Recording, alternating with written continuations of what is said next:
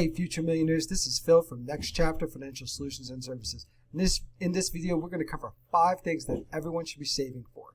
We're going to give you a quick recap on what these 5 things are and good ways to think about how to save for them.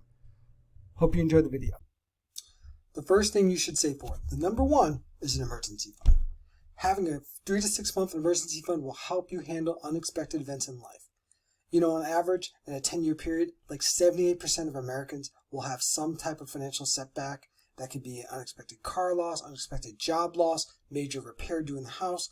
By having that emergency fund, you are prepared to handle it in cash. The second thing, gifts.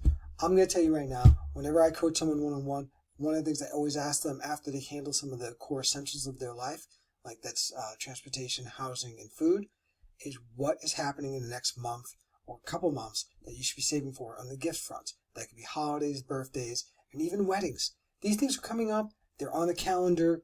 Save for them. Do them in cash so you don't have to swipe that credit card to put yourself back in debt. And that debt can stop you from saving for more important things that you really want to save for that help keep your life moving in the right direction. The third thing that you should always be trying to save for is your next vehicle.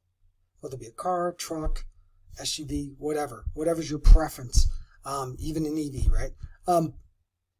These vehicles will go in time.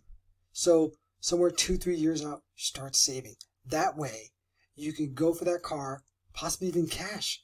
We love when people buy vehicles in cash. First off, you have more negotiation power, whether people realize it or not. Second, you don't take on a new car payment. And that car payment stops you from doing what?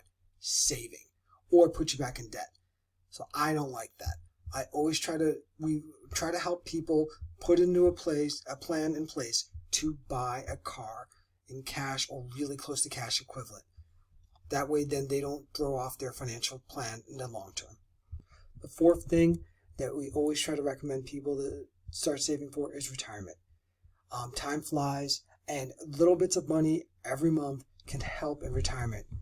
We've got several videos on ETFs and mutual funds, and we're going to be doing lots of ETF and mutual funds reviews.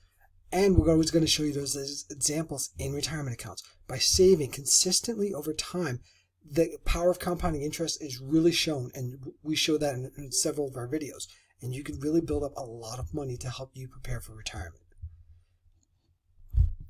The fifth thing is college savings. If you're someone who has children or you're thinking about grad school, it's a great idea if you want to help your children pay for college, start saving for college. There are at least 2 different options out there that you can do that really help kids save for college.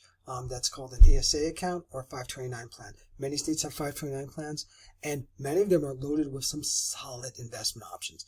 And I mean, like some from the big investment firms that have great track records and very low expense ratios. And in many cases, their minimums are really small. We're talking like sometimes as low as $5 a month.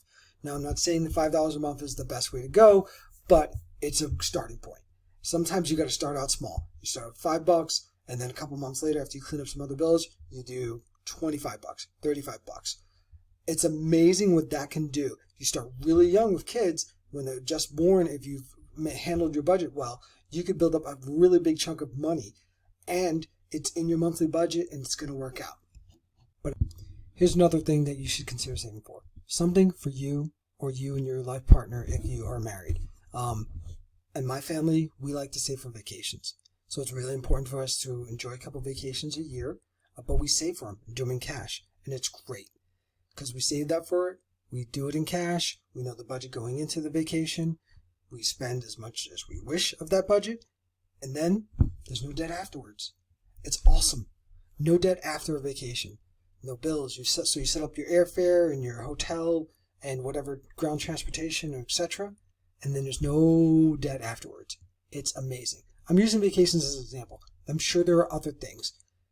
So if you've saved up for all those other things, especially an emergency fund, and you're saving for retirement consistently or other goals, it's perfectly fine to have another item that you should be saving for. This is just listed to really inspire people. Some people may not want a new car. Some people live in cities where they don't need a car at all. And that's fine. That's great. But also, after you saved up for some of those key items we've already described, it's important to save something for you. This is your life. This is not about just investing only. I know we're going to do we have tons of videos on ETFs and mutual funds and index funds and 401k reviews. It's because, well, it's just really exciting to save for retirement. But along the way, you got to have some fun too. So that's why I say just have a couple personal items that you're saving for. This video is brought to you by Next Chapter Financial Solutions and Services. So please like, subscribe, and share with your friends. If you enjoyed this video, also drop a comment. It is our goal at Next Chapter to provide you with information to help you take action to improve your financial situation. Please check out our links on our Etsy page for printables and files to help you take action. We also offer one-on-one coaching. Our goal is to help our customers determine a clear path to achieving their financial goals. So if this is something you're interested in, please click the link below to contact us. Talk to you soon, and I hope you enjoyed the video.